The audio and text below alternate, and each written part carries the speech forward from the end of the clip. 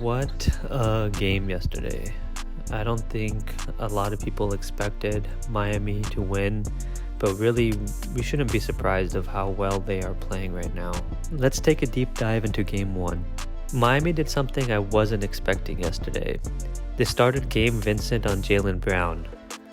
I thought Miami would not want this matchup to happen, but I was totally wrong on that. Jalen Brown and the Celtics were trying to take advantage of this early on. You could see Jalen wave off Horford for the screen. He puts up the jumper but then misses. However, the next time down the court, Jalen Brown is able to drive deep into the paint and then get the short floater to go. On this clip in the fourth quarter, Gabe is starting on Derek White.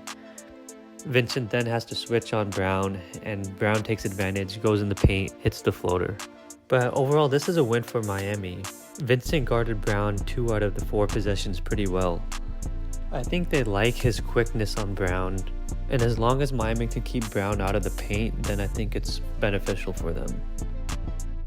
Now on the other side, Miami was attacking who they thought was the weakest link on the Celtics. Going into this series, I thought it was Horford, but I was wrong again. It turned out to be Rob Williams. Here on this possession, you can see that Butler drives into the paint after getting the switch and gets fouled by Rob. On this possession, he has Horford starting on him, but Butler still wants Rob, and then he hits the step back jumper over him. Here Love sets a high ball screen because Butler gets a full head of steam and drives in the paint, finishes with the left hand. Butler gets another switch here on Rob and hits a tough fadeaway going baseline. Here Rob gets mismatched on him coming down in transition. Butler takes his time, drives in the paint. Brown comes to help, and somehow he's able to contort his body and pass it to Caleb in the corner. Even Kyle Lowry started to pick on Rob a little bit in the second quarter. He's able to snake around after getting the ball screen, take a step back shot, hit the jumper over Brogdon. And on this play, Williams is so far back, it's just a wide open shot for Kyle. Now back on the other side of the ball, Kevin Love was being hunted just as aggressively, if not more so. Love is so far back here after Tatum gets the screen. I do not think Miami can keep this up. I think they just got lucky here with Tatum missing the shot. Here Smart gets the screen from Horford. Love shows a little bit, but is able to recover back to Horford in time. Here Love and Strauss are setting the trap. Strauss is making it difficult for Smart to make a pass. Vincent helps on Rob, and then is able to recover back to Brogdon. So this is really good defense here by Miami.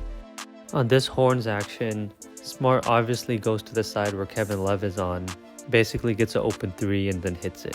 For the Celtics, targeting Love is a good idea. I just think Tatum is the one who needs to be targeting him the most. After getting the screen by Williams, Tatum is able to go all the way into the paint and Love has no other choice but to foul him. Okay, let's change topics here and talk about transition offense. In the second quarter, Kyle Lowry and Kevin Love hit some key transition baskets.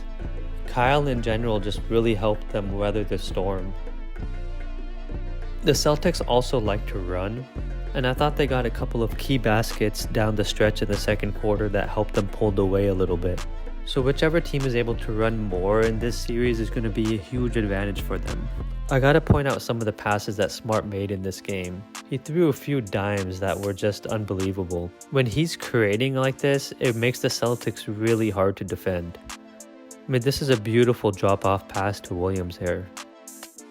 And this is a perfect pocket pass to Horford, who's able to get the floater to go. It's been a while since I've seen such a good alley-oop pass. The ball placement on this pass is just perfect. In my last video, I talked about Miami playing zone defense, and how the Celtics were playing pretty good against it. Miami tried it for 3 possessions that I counted, and they scored on all 3. It was while Duncan Robinson was in the game, so that's why they went to zone. Okay, we can't end the video without talking about Jimmy Buckets. I mean, I don't know what else there is to say about the man.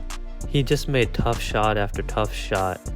He was in total control of the game when he was on the floor. For Miami to win, he has to be the best player on the court. He also caused a couple of key Boston turnovers in the fourth. He intercepted this Al Horford pass absolutely perfectly.